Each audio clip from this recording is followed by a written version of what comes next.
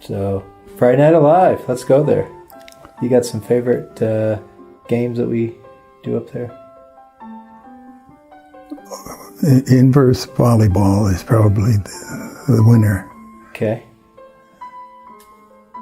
I don't know if you invented that, but you perfected it. Yeah, I invented it. So we wouldn't want to explain that, right? It's just if you know how to play volleyball, you're at a big disadvantage. Yep, inverse. Yep. And you've been a part of Friday Night Alive since it started. Tell us how it started. It started by my daughter, my middle daughter, Kim.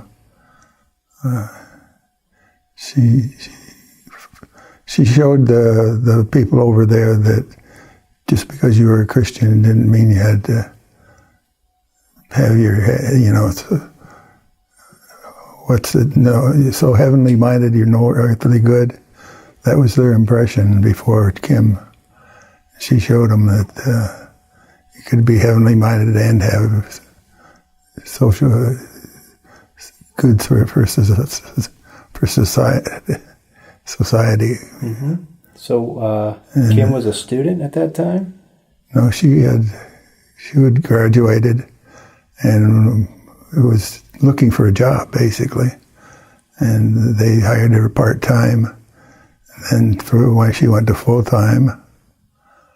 And they still refer to her, those who were there when she was there. She really made a big impression, good impression. Yep. So how did Friday Night Alive get its origin? I don't remember.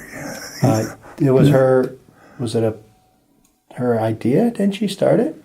She and a girl from another church started it. Okay. And the other person dropped out after a while. Pam Kidd, right? Yeah. Okay, so she started that. Okay. So Friday Night Alive would have gotten started, has it been close to 30 years ago? Yeah, I would say. It's a good ballpark figure for it. Yeah. And what do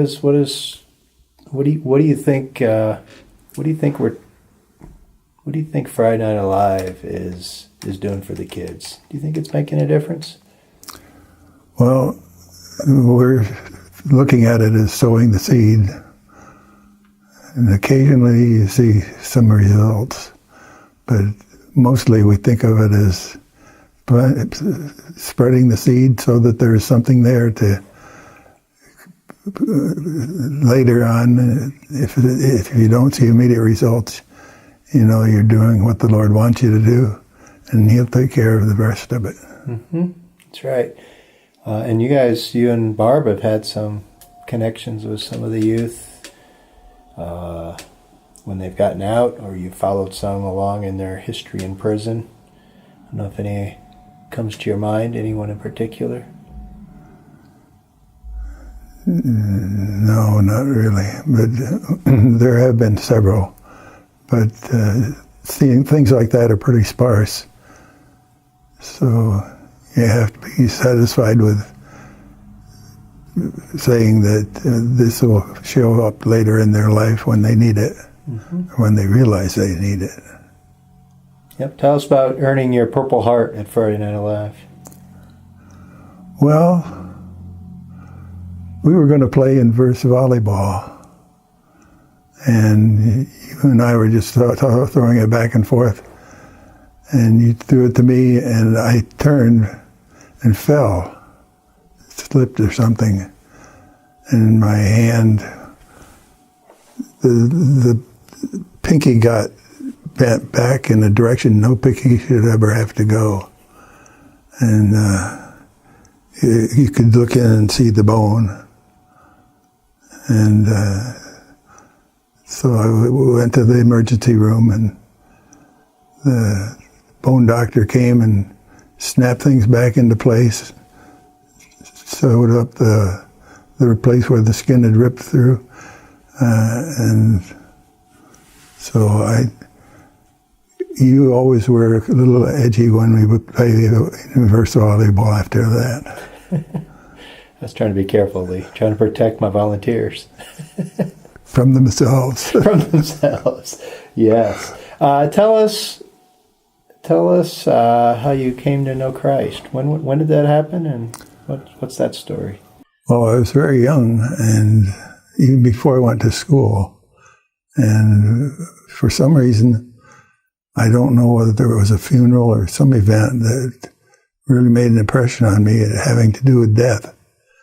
So I was here, this little kid, you'd never know it, but I would lay in bed at night being afraid of dying. And I would actually cry, I don't want to die, I don't want to die. Well, I got through that. But then when I was in third grade, I started going to a Bible club. And one of the things they did was have you memorize verses. And so I was a top-notch memorizer. I could really do a good job.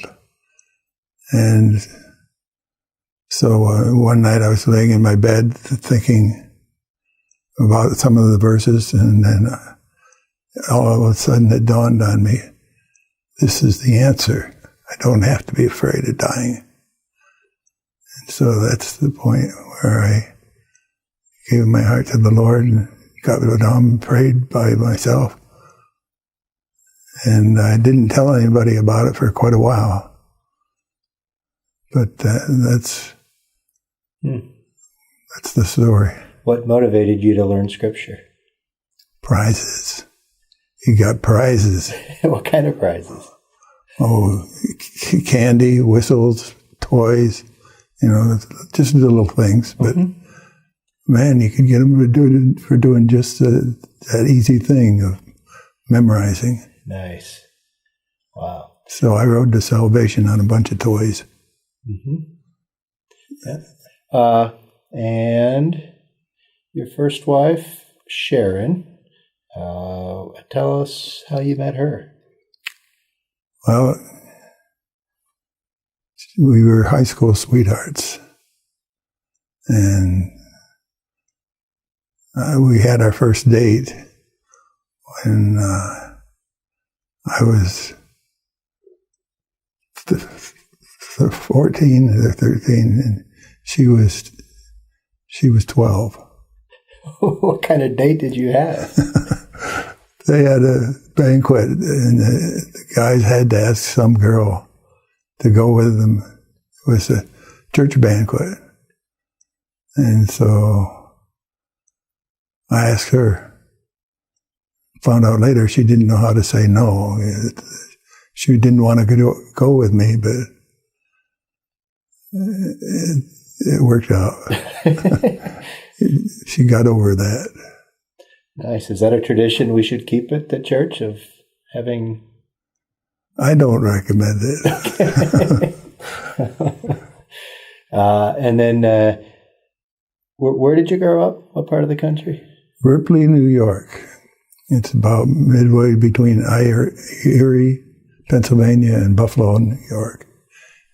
If you draw a line from one of those to the other, just inside of the New York side of the trip. Does that get hit with the snow? Oh yeah, they treat snow there. Well, the way we treat snow here is laughable. They treat it inches here like they treat feet up near Buffalo. Mm-hmm.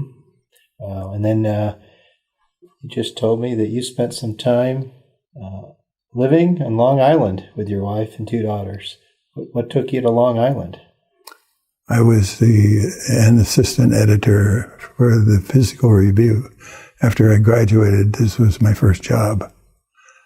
And the job there was to publish manuscripts dealing with research in physics. And it's the premier publication for that. And then after that, it took you to Tennessee Temple, right? Right. Tell us. Chattanooga, Tennessee. And what did you do there? Well, I was chairman of the department, which was a pretty small department, math and science. And I taught there, of course, and developed courses. So we worked up till we got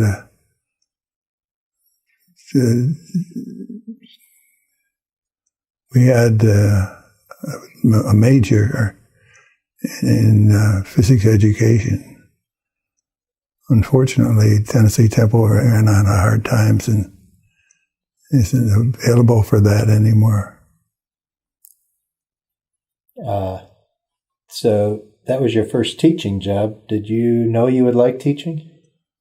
Yeah, I enjoyed teaching Sunday school class and things like that. So I had planned to teach from the time I was like even in high school. God has blessed you with 3 daughters. Tell us something about Tammy, your oldest. Tammy's my oldest. She is one of the most creative persons that you'll find. Like when she was in first grade, she announced she was going to go do work in her room. 2 hours later, she came out with this teddy bear that she had made out of grocery bags. The only thing is, it was taller than I was. So she designed it and constructed it all on her own. Wow. And your second daughter, Kim. Tell us about Kim. Well, the thing that comes to mind when I talk about Kim is how she got saved. She was, I wasn't there at the time, but my wife said that she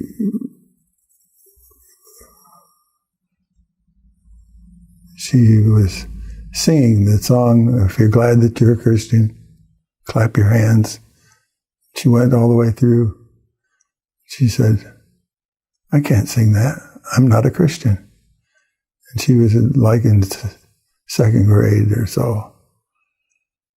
And so she asked my wife, Sharon, what she should do, and Sharon explained it to her, and she was saved as a result of that. So she's the only person I know who provided special music and a sermon and evangelistic response.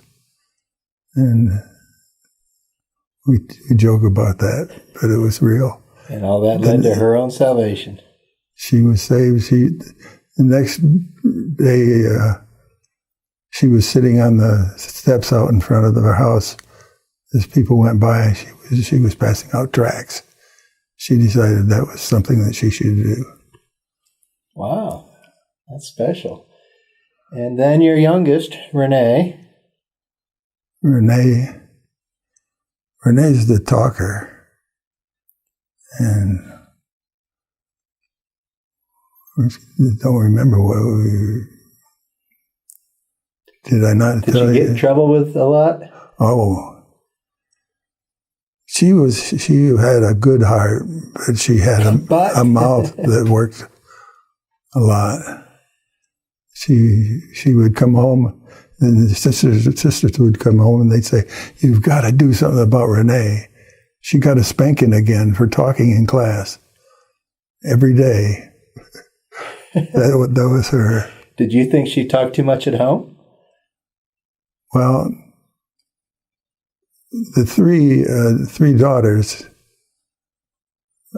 showed these characteristics right from birth.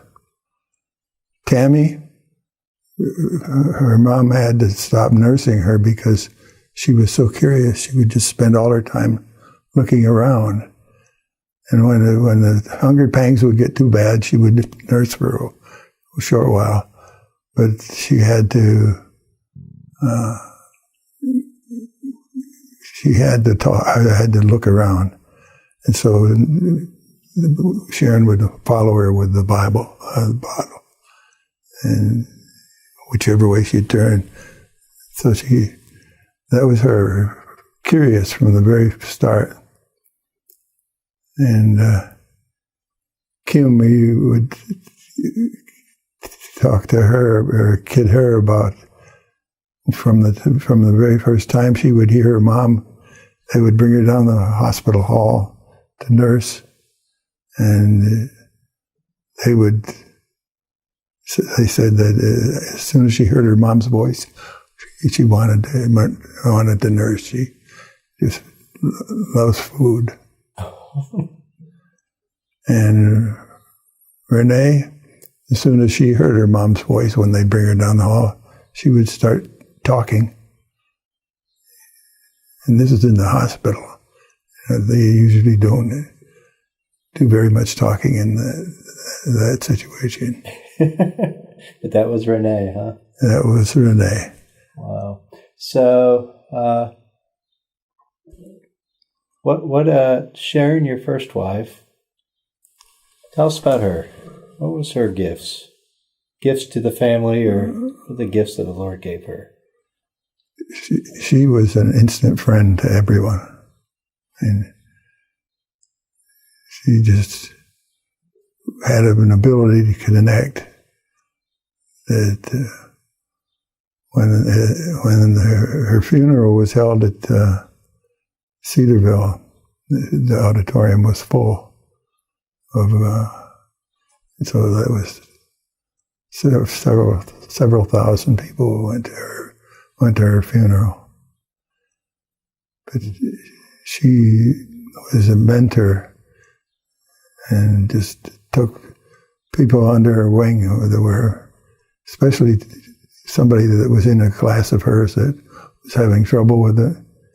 She would pay special attention to them and just bonded with them. She had an amazing gift for that. Mm-hmm.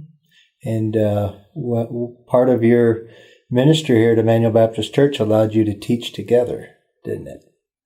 Yeah, with the young marrieds class, we had a great time with that. And we would, the definition of young married got stretched, I think, by the purpose of the people not wanting to leave the class. So there's quite a few people, even still, that around here that remember that. You remember some of the young couples in your class? Well, Marty Larson and Sarah, the Sellers were in that class.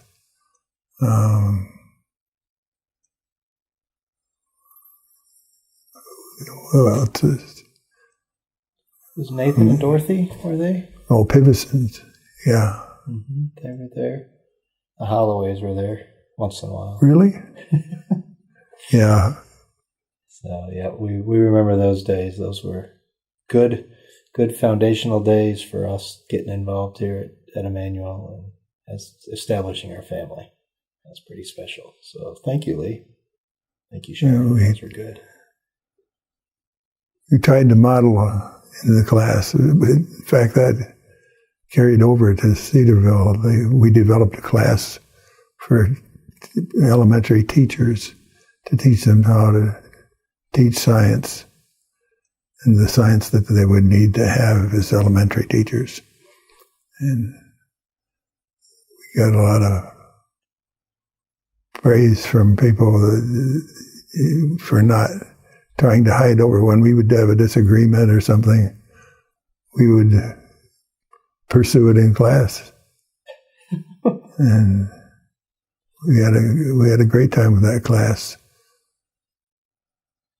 Mm-hmm. You got to do that together, didn't you? Yeah. Wow. What kind of advice would you give to a teenager or a young person? Well, first, I would tell them that the best life that they can have would be one that the Lord's in control of, because He can do a better job than we can directing our paths. And that's the main thing. So that would require being saved. Mm-hmm. And for a mom or a dad, what's one of the pieces of advice you'd have for them? The main thing I would tell them would be the same person consistently. No, don't be like people who are arguing all the way to church and they pull in the driveway and say, "Oh, everything's great." That they should be the same person everywhere that they are. Be consistent with their children. Mm-hmm. And after you finished up, was it 30 years at Cedarville? Right. As a physics and math professor. Right. I had you in the math class. That's correct. You retired, but stayed busy. Tell us about some of the hobbies you've had. Since retirement or before? Any and all, whatever you want to do. Well, the most recent was the pottery, which I had to give up because of my back problem. But I really enjoyed that. And people who've seen that seem to enjoy it too. I also have been in a strings group playing violin. Did you ever take music lessons? I had piano lessons from the time I was in third grade until I graduated from the school, or from high school, not just third grade. Mm-hmm. And what other instruments? Well, I started off after playing piano for several years. I took up saxophone, got playing well enough to march in the marching band that the school had, and then I got tired of breaking reeds. When you're marching with playing an instrument that's a reed instrument, it's not very good for the reeds. So I decided I would learn to play the trombone. And I did that and it was pretty easy for me to I didn't have to learn music. I just had to learn that one instrument. You know, when you're not familiar with any instrument and you take something up, you have to learn music as well as learn the instrument. Mm-hmm. So from there I went to a baritone. They decided that the baritone section needed help, and so I did that. And went to college, picked up guitar, picked up a recorder. I don't know, it looks like a flutophone. Mm-hmm. But, and then accordion, organ. I was an organist for the church in Syracuse. So music's been a big part of my interest. hymns? Do you enjoy any hymns in particular? I love all the hymns. Well, that's an exaggeration, but a lot of them. Mighty Fortress. That's a pretty special one. And you were my accompanist. I guess maybe not accompanist, but you led music for me at Elmcroft. I didn't really sing along. I sang, but not along with what you were playing. But you've been a part of the ministry at Elmcroft and Legacy for quite some time. Tell us about that and who you go with. Well, now I've been going with Bob Colliner, and he does the music, and I do the preaching or teaching, whatever you want to call it. So I really enjoy ministering to those people in that situation, and they are appreciative because they don't have that much to enjoy. And the Lord had plans for you to be widowed for a few years, and then he brought Barb into your life. How did that happen? How did that happen? You want the long version or the short version? I want the full story here, Lee. Okay.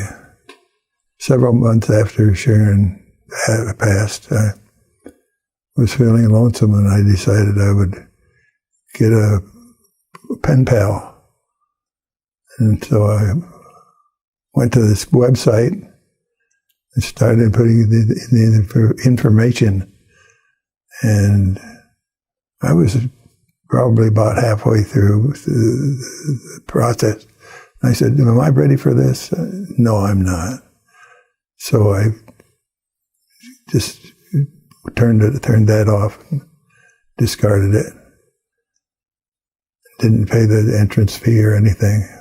So 2 days later, I got this email from some crazy woman in Georgia who claimed that she got my name from this pen pal thing.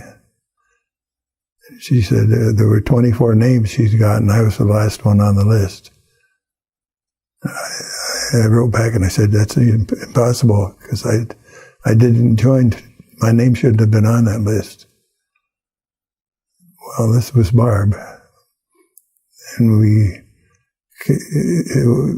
at first, she was just somebody to write to. Then I found out she had lost her husband to cancer the previous year. And so when I would experience something related to Sharon's death from cancer, that she'd already been there and done that, So it was very helpful. We built a solid relationship before we ever met one another. And so I flew down and met her, and we hit it off as well in person as we did in writing. No, I thought she was a Christian. And because she talked about praying and talked about God, and then some things didn't fit right with somebody who was a Christian that she was saying.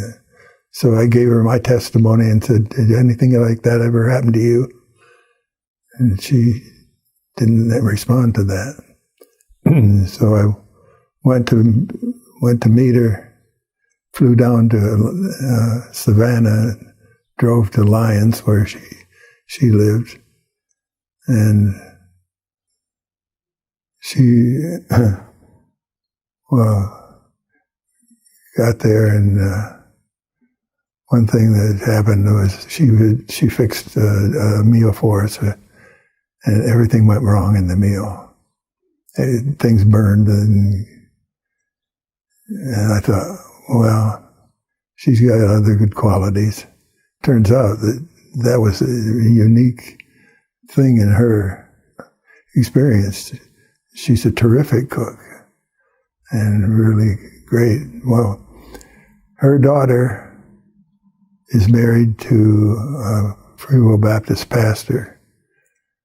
And so the next day we went to the service at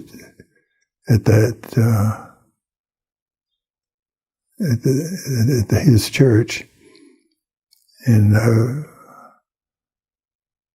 I was beginning to realize that well, I asked her what are called the diagnostic questions. You know, if you were to, one of them is if you were to stand before God, and he said, "Why should I let you into heaven?" What would you say? And she didn't know what she would say. She said, "I don't know." I said, "Well, what do you think you might say?" And she said, "Well, I believe in God, and I have tried to obey the 10 Commandments, and I think God would let me in." And so I tried to explain why that wasn't adequate. And then later that day, we went to the evening service at the church, and they were putting on a Christmas play. And they had the one for the kids with the shepherds and the wise men and all that. And then they had a play for the adults. And in that story, the son has gone to college and he's come back crazy because he's thinking that they're not Christians anymore. And so they tried to, this guy and his girlfriend tried to explain things to them, and he mentions that one of these days Christ is coming back and it'll be too late then. And so the parents and the grandmother go down in the basement to get Christmas decorations, and the son and his girlfriend take his brother and sister for a walk so they can talk about this. Well, the lights go down, power failure. Come back up, and the parents rush up and find nobody's there. So the father says, "Well, they probably went for a ride." Let's say he looks out the window and the car is still there. So they're fretting and saying, "Well, what was it that they were saying about the rapture?" And so they said, "Well, maybe it's too late, but we'll pray and maybe the Lord will save us." So after that, the son comes back with the brother and sister, and everybody's happy. And the play was called The Christmas Rapture. Okay. And at the end of it, Mike, Barb's son-in-law, who's the pastor there, said, "Now some of you need to be thinking, if I were to stand before God," and he said, "Why should you let me into heaven?"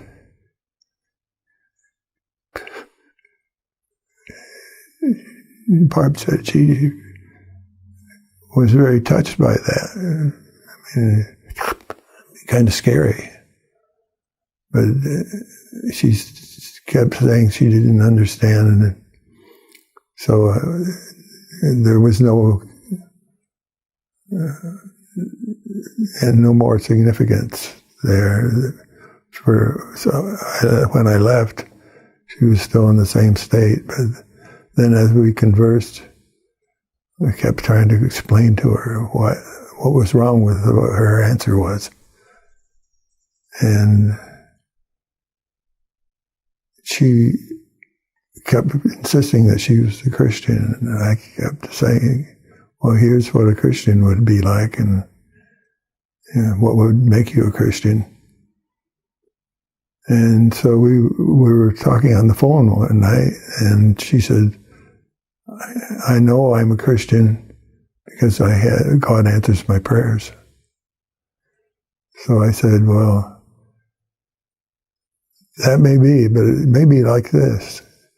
Kids are playing on the porch. The neighborhood kids are playing with the kids that belong to this house. And the parents bring out some treats. They give to everybody. But then when it gets dark, they have no place to go. The children of the parents would be going inside, and one person would, or one of them among the people that would be there, they would be left on the porch. And she wrote back and said, I don't want to be that one on the porch. So she went. She said, I wish you were here to help me. I said, go talk to Mike, her son-in-law. And she went the next Sunday and talked to him, and he led her to the Lord. So, praise the Lord. All started with some electrons that went in the wrong place in the wire. With your computer, with your dating service. Right. Your pen pal service. That's Yeah. what it was, right? So, you were married when, Barb? June 17th, Of? 2001. 2001. So, about 18 years ago. Anniversary is very close. Yep. Okay. And what would you say is something that God has blessed you? What's Barb's gift to you, or what's Barb's gift that she uses? Well, she's a person who makes friends easily. So I would say that's a gift. Mm-hmm. But one thing that I never expected was I've learned more by doing Bible study with her than I learned doing it on my own. Because she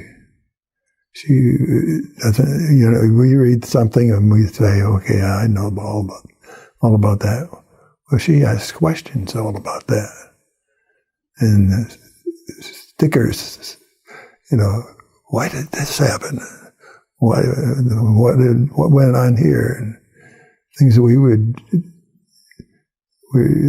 just take for granted. She's seeing through new eyes. And that's been a terrific gift. Wow. So she's helped you in your own Bible study. Right.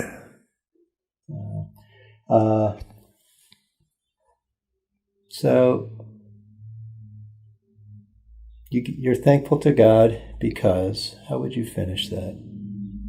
Because He is, or He's done. What words come to your mind? I'm thankful to God because... Out of the whirlwind and storms, He provides the answer. He's in control. And I've seen that just many times, where I'm ready to give up on something. Here an unexpected answer comes.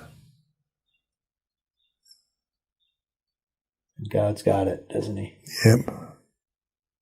You were telling me earlier about a time you were in the middle of a move.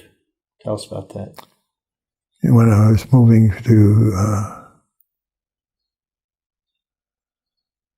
from Long Island to Tennessee, we were packing, and we had the truck.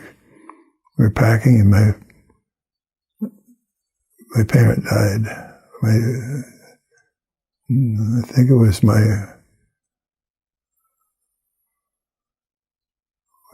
my mother, and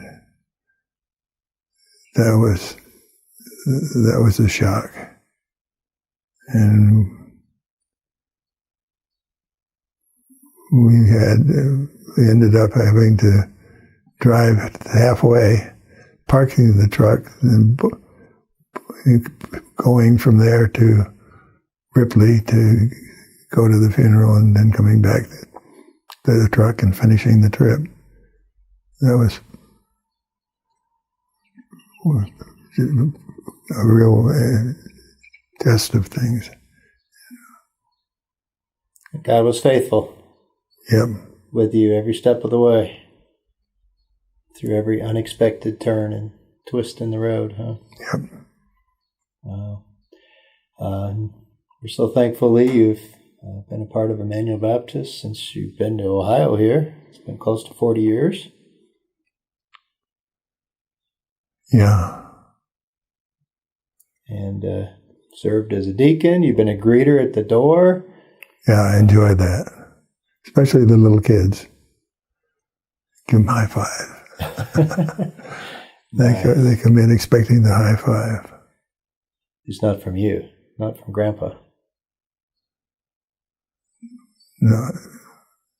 Yeah, I would do the high five. I know you would, but they wouldn't expect it. Oh, yeah. After a few weeks of coming, they expect it, though. Okay. I don't know if you gave any advice to somebody of how to be a good church member. What's it mean to be a good church member? What would you say to somebody to be a good church member? I think the prime thing that I've tried to practice is loyalty. Your relationship with the church is similar to your relationship to your spouse. That you would be as loyal to the church as you would as you should to your spouse.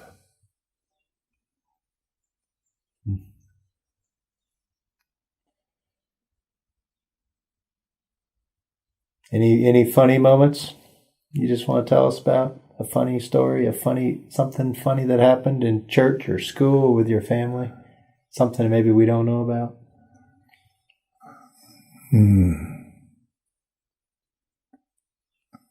Right off the top of my head. Okay. What about a frightening moment?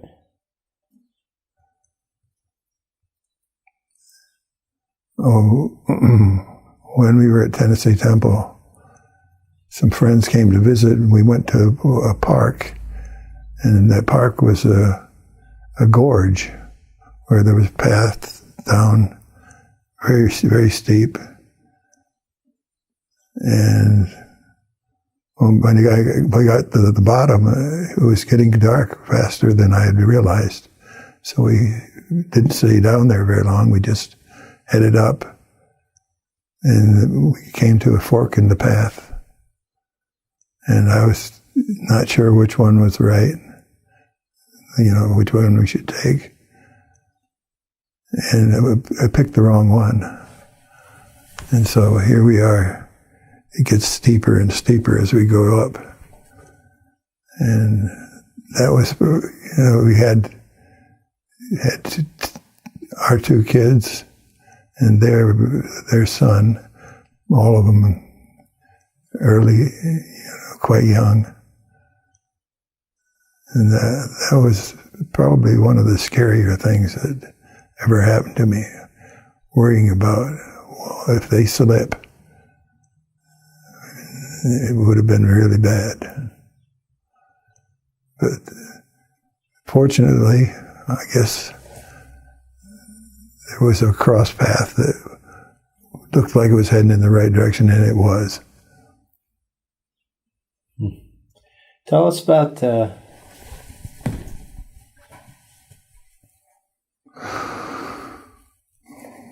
what's it like to follow God when you get older?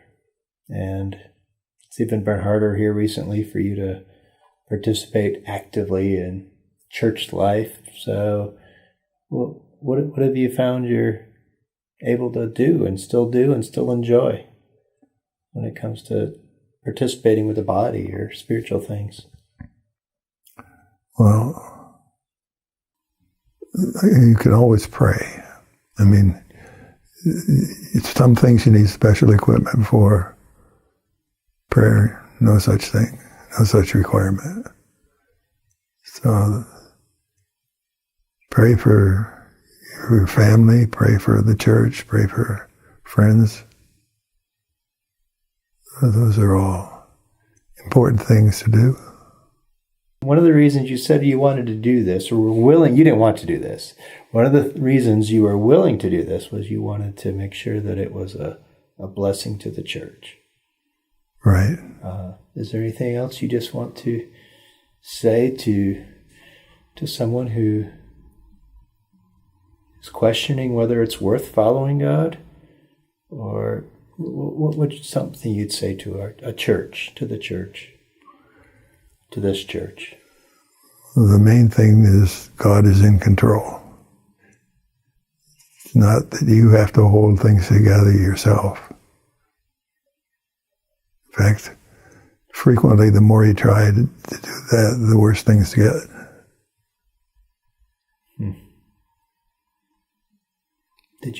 Was that a hard lesson when Sharon was sick and struggling with cancer? Well, was God in control then?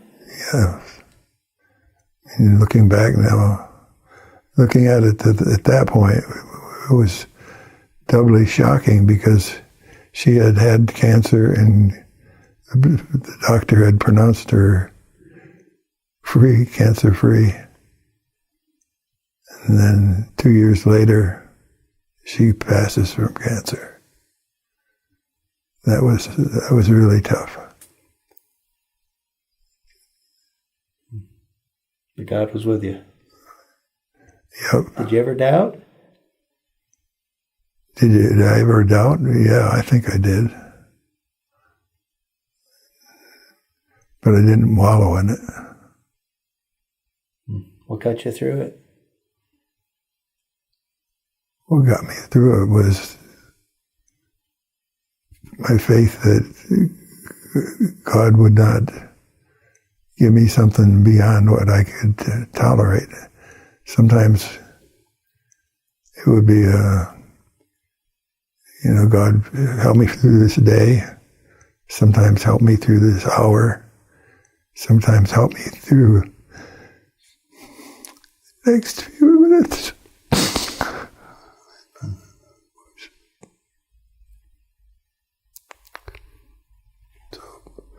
And he did. Yeah. Thanks for sharing that. 'Cause it's real, isn't it? It's real. And God's real too. Sometimes we think that the mountains are and the clouds are obscuring him, but the sun's still shining on the other side of the clouds all the time, isn't it? Yep.